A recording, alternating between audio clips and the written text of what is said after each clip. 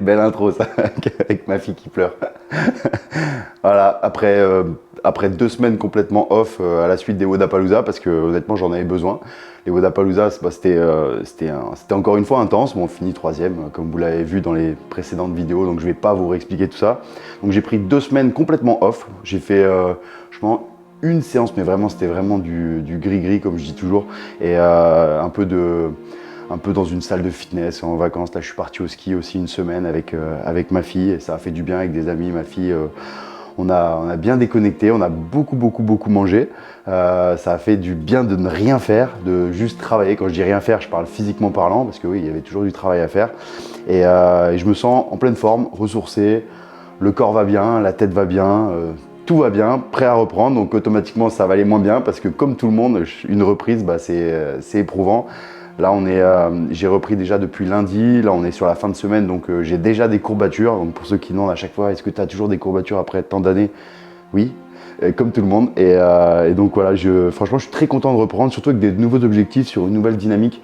Comme je l'ai expliqué déjà sur Instagram ou dans les vidéos précédentes, là j'entame un peu un chemin vers l'inconnu, dans le sens où je vais essayer encore une fois de repousser mes limites et voir ce dont mon corps est capable, et sur de nouveaux objectifs dans d'autres disciplines, donc la force athlétique et l'haltéro, et de me dire ok, je vais me focus dessus, je vais vraiment faire ce qu'il faut, me donner les moyens de mes ambitions. Et c'est assez excitant, c'est assez motivant, parce que je me dis ok, avec de la discipline, de la constance et de la régularité dans le travail, qu'est-ce que je peux faire? Donc pour répondre à cette question, il faut le faire. Et comme je dis toujours, on peut avoir la meilleure des intentions possibles, ça ne vaudra jamais que la plus petite des actions. Donc voilà, je me donne les moyens de mes ambitions.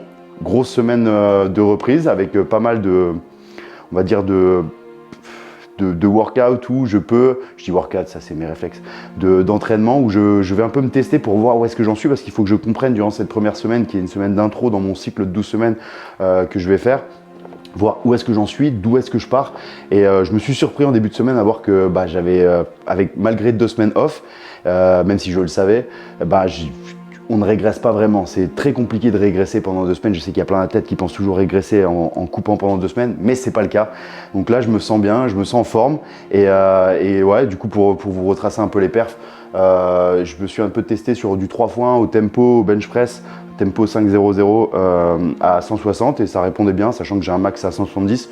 C'est plutôt cool. Au back squat pareil, au front squat pardon, j'ai fait 3x3 à 180 avec des pauses. Donc pareil, c'est très cool. Et puis au clean, ouais, je me sentais bien aussi. Donc franchement, des bonnes sensations. Très motivé, ça fait plaisir de retrouver des nouveaux objectifs et de me plonger dedans, comme je dis. Et j'ai hâte de vous montrer tout ça, de vous faire suivre tout ça. C'est le but de ces vidéos, de vous faire vivre ça un peu de l'intérieur, les bons, les mauvais moments, les moments de doute. Voilà, pour vous montrer que c'est pas forcément ce que simplement vous pouvez voir des fois sur les réseaux sociaux. Il y a tout un process de préparation, et c'est aussi le but de cette vidéo et de la personne derrière cette caméra, de vous montrer que je suis comme tout le monde à une reprise. Ça pique, ça fait mal, j'ai besoin de retrouver mes repères, des automatismes. Le corps, il a besoin de se réhabituer à tout ça, et donc on va pas tarder à y aller, à descendre. Le moment du café est très important. Je vais descendre dans le home gym, me préparer, me mobiliser, et ensuite ça va être le moment de s'entraîner.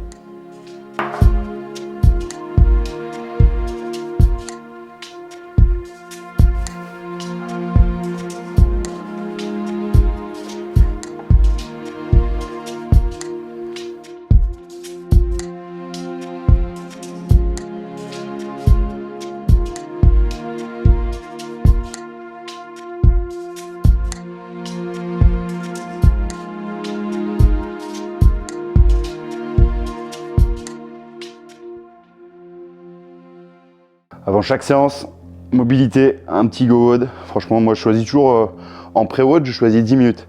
Alors oui, ça me permet de rajouter une petite parenthèse, parce que c'est vrai que je reçois pas mal de messages, et aussi il y en a beaucoup qui se servent de ça pour communiquer sur les réseaux sociaux en disant oui, moi je propose des protocoles de mobilité, pas comme go WOD, c'est pas d'étirement passif.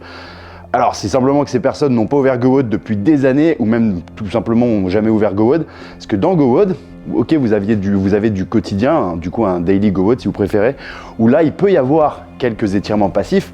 Mais si vous prenez du pré-WOD, là je bouge pas parce que je suis en train de parler, sinon vous me verrez faire, c'est de l'étirement actif. Un pré-WOD, quand vous rentrez votre mouvement et également en fonction de vos points faibles déterminés par le test de mobilité, vous avez du pré-WOD avec énormément, quasiment que des étirements actifs. On n'est pas sur des étirements passifs avant l'entraînement. Là, je suis passif, encore une fois, parce que je vous parle et que si je suis actif, après, vous m'entendrez souffler parce que Nico, il a eu la brillante idée de me mettre un petit micro là, du coup, vous entendrez comme ça. Mais voilà, c'est pas un coup de gueule, mais simplement quand même pour repréciser.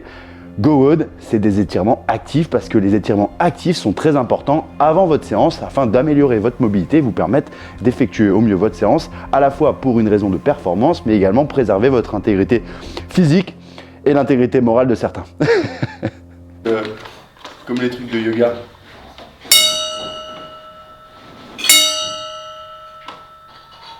Ça sera 3 doses. Je vais les rincer, c'est plus ce truc.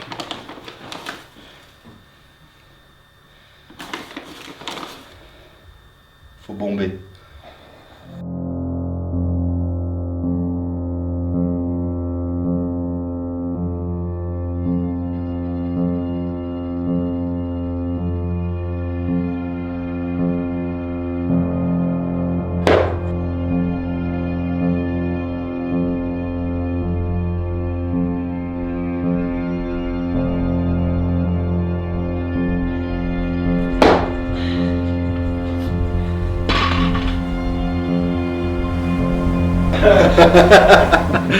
Non, on rigolait, bon on vous dit tout. Pourquoi je rigole? Parce que du coup on avait la musique derrière et du coup s'il y a la musique quand je parle, on va se faire démonétiser. Donc je disais à Nico, là tu vas me priver de mes 35 € de monétisation de vidéo, donc ce serait quand même... voilà, et puis il y a Tristan qui demandait directement une partie de ces 35 € parce qu'il est là. Non, pour vous expliquer, là comme c'est un début de semaine, un début de cycle, pardon, donc les RPE sont faibles. Là c'est un cycle qui fonctionne énormément avec des RPE pour le ressenti. Donc c'est assez cool parce que ça permet vraiment de faire en fonction du ressenti du jour. Alors quand on maîtrise bien les RPE c'est un outil vraiment cool. Et ensuite moi ce que j'aime bien faire c'est avec des RPE, donc suivant la semaine de base, de construction, de surcharge, vous avez les RPE qui augmentent. Et ensuite après des drop sets, donc en pourcentage par exemple du 3RM que vous avez fait à un certain RPE, donc RPE 8, et les pourcentages ils varient. Donc par exemple ça peut être, je dis une bêtise, si vous avez un 8RM RPE 7, ensuite le drop set ça va être peut-être un 3x10 ou 2x10 à 80% du 8RM RPE 7. Et ensuite après si le RPE il augmente, le pourcentage il augmente aussi mais le nombre de reps il diminue sur les drop sets. Je sais pas si vous me suivez la logique. Bref, ça permet vraiment de travailler de manière intelligente, de prendre en considération son ressenti du corps, et quand c'est vraiment bien utilisé comme j'ai dit, c'est un outil de progression incroyable. Et là du coup on est sur un complexe comme c'est début de cycle avec un RPE faible, donc 7, 8. Tristan va faire RPE 10 parce que quoi qu'il arrive, il va monter lourd. Et ensuite, par contre, il y aura sur une rep un petit RPE 8-9 un peu plus haut pour pouvoir vraiment voir, comme je l'ai dit, sur cette première semaine d'introduction sur ce cycle, voir un peu où est-ce que j'en suis, notamment au snatch, parce que là, début de semaine, ça a été vraiment de la technique très légère. Donc j'ai fait pour vous dire tout, c'était des complexes à 80-85 kg, donc rien de très lourd comparé à mon max, mais pour remettre en place la technique, déverrouiller le corps. Donc voilà, j'ai hâte de savoir où est-ce que j'en suis. Ensuite, il y aura du back squat, barre haute. Pareil, pas des charges très lourdes, mais par contre un assez gros nombre de reps. Ce sera 8 reps à faire au back squat, barre haute, RPE 8, et ensuite il y aura un drop set 1x5 au même poids que le RPE 8, mais par contre 5 reps. Donc voilà, c'est aussi une autre façon de fonctionner. Des fois on peut garder la charge utilisée pour les RPE, mais diminuer le nombre de répétitions pour reproduire ça. Donc moi j'aime bien appeler ça R, donc c'est vos repeat, tu répètes pour les non bilingues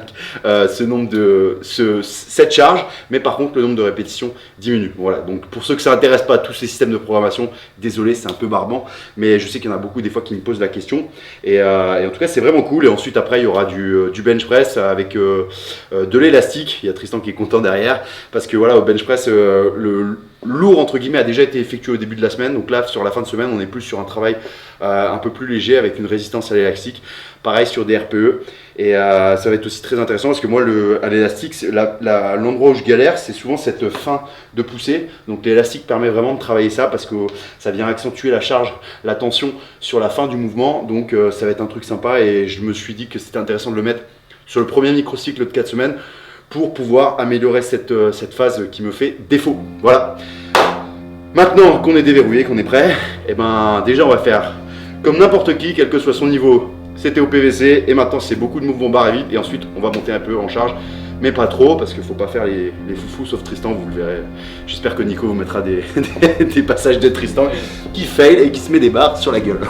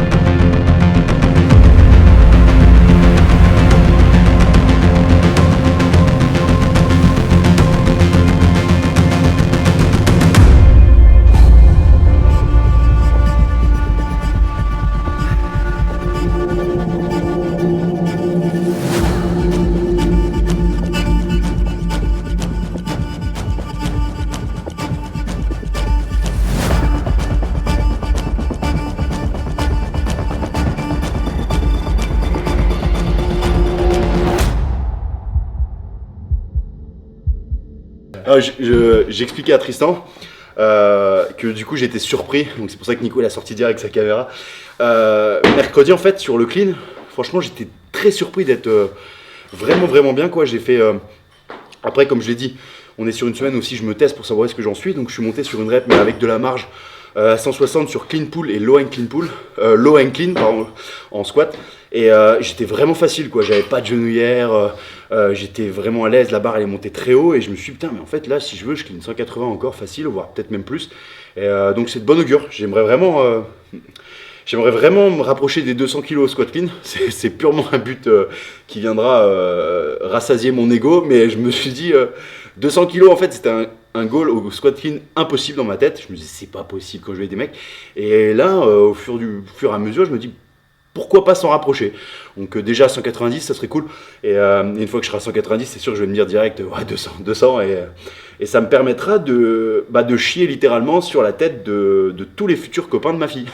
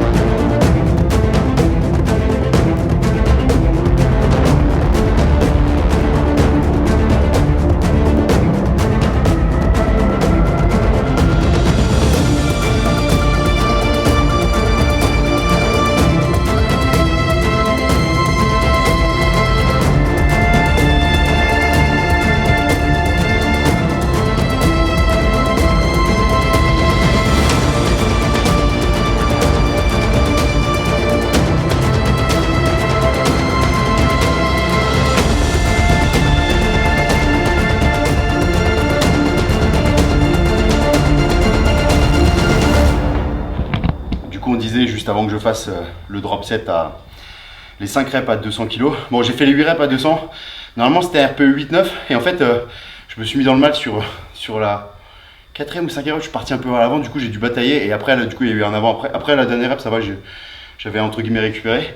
Et donc, ce que je disais à Tristan, parce qu'on parlait du fait, bon, du coup, comme quoi, on se sentait bien, mine de rien, sur le clean, le snatch, sur le squat, sur le bench, etc. Malgré le fait que, si on compte la semaine avant les Wodapalooza où j'ai voyagé, où j'ai quasi coupé aussi, donc j'ai pas fait de barre, à part sur le VRAT squat parce qu'il y avait un WOD avec 2 VRAT squat. Ça fait quasiment 3 semaines sans barre, sans charge, etc. C'est quasiment pas off parce qu'il y avait les Wodapalooza, mais bon. Bref, tout ça pour dire que tous les gens qui pensent que s'ils s'arrêtent 2-3 jours, ils vont complètement régresser, c'est faux. Il y a des études qui ont été prouvées là que si vous arrêtez 2 semaines complètement et que vous continuez à manger, hein, pas que vous vous sous-alimentez et que du coup automatiquement vous allez fondre, eh ben la masse musculaire que vous perdez, elle est même pas visible à l'œil nu. Je sais plus c'est quoi l'étude, mais j'avais vu un truc, c'était un podcast, c'était super intéressant. Et il faut pas vous inquiéter, faut pas stresser si pendant 2 jours vous ne vous entraînez pas. Au contraire, vous permettez à votre corps de récupérer, de faire les adaptations nécessaires à la progression et donc de capitaliser sur le travail effectué. C'est là que vous progressez, c'est pendant que vous récupérez. Donc là, 2-3 semaines, bon, c'est pas de la récupération, on était vraiment sur des vacances, sur du off. Et tout ça pour vous dire que j'ai quasiment pas perdu, Tristan non plus. Et ça permet de repartir sur une base frais disponible qui est plus haute que la première base quand on est repris il y a de ça quelques mois quand on avait fait une coupure. Donc ensuite, après, vous progressez. C'est le principe de la progression. Boum, vous arrêtez, votre niveau il est là et on augmente. Donc au final, votre niveau il est constamment en évolution. Donc ne vous inquiétez pas, ne stressez pas. Et vous n'êtes pas cet athlète qui n'a pas besoin de récupérer. Tout le monde a besoin de récupérer. Ça se passe dans votre tête aussi.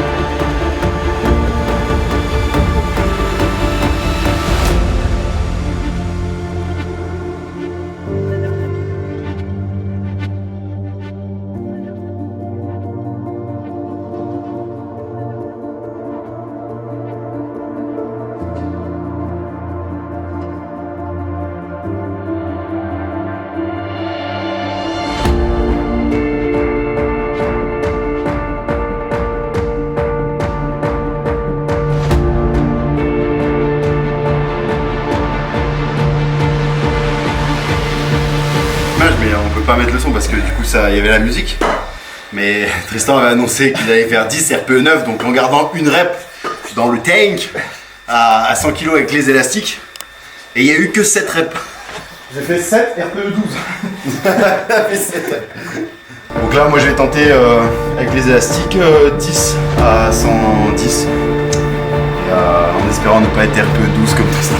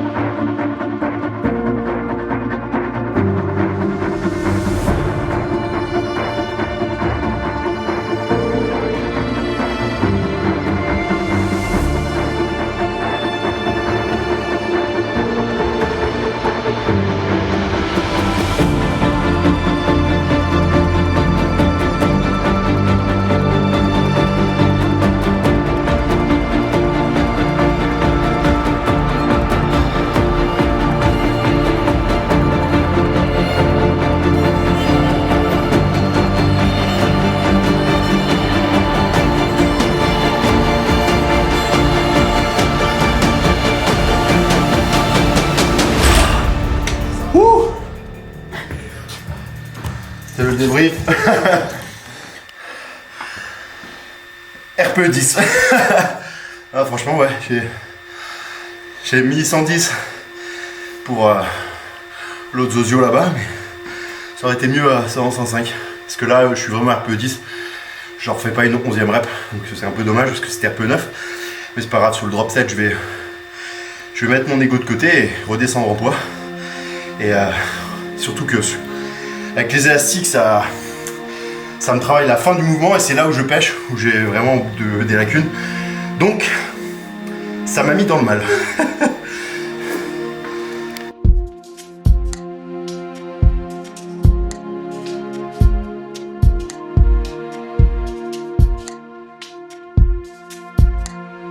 Séance terminée. C'était honnêtement une bonne séance. Je suis assez content pas de mes perfs, mais de mon ressenti. Bon, c'est vrai qu'au snatch, j'avais l'impression de redécouvrir le snatch. Je savais pas, franchement, j'avais aucune sensation. Le placement de la barre, les enchaînements, le rythme. Déjà, moi, je suis pas un haltérophile pro, du coup, ma technique, elle est très très perfectible et je travaille dessus. Mais là, c'est vrai que les sensations, elles étaient pas dingues. Mais je suis très content avec ça, malgré d'avoir passé 120 sur le complexe, avec un peu de marge, je pense, surtout au niveau de ce rythme. Et voilà. Donc non, les sensations sont bonnes. Première semaine, il me reste bouclé, j'allais dire, mais il me reste encore demain en séance. Et là, la première compétition, elle est prévue fin mars en force athlétique. Donc ce sera en cours de cycle, mais si j'ai prévu pour avoir pas forcément un pic de forme, mais quand même un regain d'énergie à ce moment pour pouvoir réaliser de bonnes pertes. Je peux pas réaliser mes records sur cette compétition, mais je veux juste faire ça sera pas pardon, ma première compétition de force athlétique, mais la première en tant qu'avec des vrais objectifs. Donc je veux juste faire un total conséquent pour ma part et déjà poser des bonnes bases et ensuite aller chercher peut-être les minima France sur une autre compétition. Comme je l'ai dit, ça sera en cours de cycle. Là, je suis parti sur un cycle de 12 semaines qui, je l'espère, va me permettre de réaliser des records sur mes différents mouvements et voilà, toujours avec des bonnes sensations. Donc je vais monter en régime progressivement et là, c'était ça aussi le but de cette première vidéo, c'est vous montrer que comme tout le monde, j'ai un point de départ, les sensations sont pas dingues au début. Bon, même s'il y en a, ils vont dire oui, mais tes barres restent grosses, oui, mais quand vous comparez à des haltérophiles ou même des forceux, si je puis dire, ça reste pas dingue. Et c'est le travail, c'est cette régularité dans le travail, c'est cette discipline qui va faire que mes perfs vont monter progressivement. Alors bien sûr, il y a la nutrition, il y a les paramètres extérieurs, mais j'allais dire le sommeil, mais là, croyez-moi, avec les nuits que je passe en ce moment, tous les parents qui ont des enfants malades comprendront, notamment la personne derrière cette caméra qui a connu ça il y a pas longtemps encore. Mais ouais, les nuits sont compliquées, ma fille est très malade. Et automatiquement, oui, on récupère moins bien, surtout à mon âge avancé. Mais voilà, c'est ça aussi, vous montrer, vous faire vivre ça de l'intérieur, vous montrer que y a rien qui est acquis, il y a rien qui est facile. Donc ouais, je pense aussi il y aura des séances qui seront filmées par Nico où ça sera pas dingue. Où je pense il aura sûrement mis le premier fail à 120 que j'ai fait au snatch parce que voilà, je me suis laissé embarquer, l'intention n'était pas bonne. Souvent voilà, il y a plein de choses qui arrivent comme ça, faut pas trop prendre en compte ce qu'on voit toujours sur les réseaux. On monte toujours le même mois, on monte toujours ce qui va bien, on monte pas les fails, des fois les répétitions qui vont pas bien, les jours où on n'est pas bien, où je me lève, je suis cassé, je suis brisé, j'ai mal partout, voilà, c'est comme tout le monde, hein. Je suis plus tout jeune, j'ai plein d'années de sport de haut niveau dans plein de sports et automatiquement c'est pas toujours facile, mais si c'était facile, est-ce que tout le monde le ferait? Je pense pas. Et comme je l'ai dit, c'est des petites actions qui font la différence étape par étape, des objectifs progressifs, intermédiaires, atteints à chaque fois pour rencontrer une dynamique positive et ensuite aller chercher avec cette multitude de petits objectifs, des objectifs plus gros. Et c'est comme ça que ça fonctionne et c'est comme ça que ça marche ou ça marchera pas. Peut-être qu'à la fin de cette vidéo ou de cette série, je vous dirai finalement j'ai pas fait les minima offrants, j'ai pas fait ci, j'ai pas fait ça. Mais au moins je vous aurais montré tout le process et peut-être que ça vous permettra de prendre quelques clés qui vous permettront d'atteindre, pourquoi pas, vos objectifs. Donc on se retrouve après pour une prochaine vidéo et en attendant, je vais bien manger, bien récupérer et puis continuer à m'entraîner.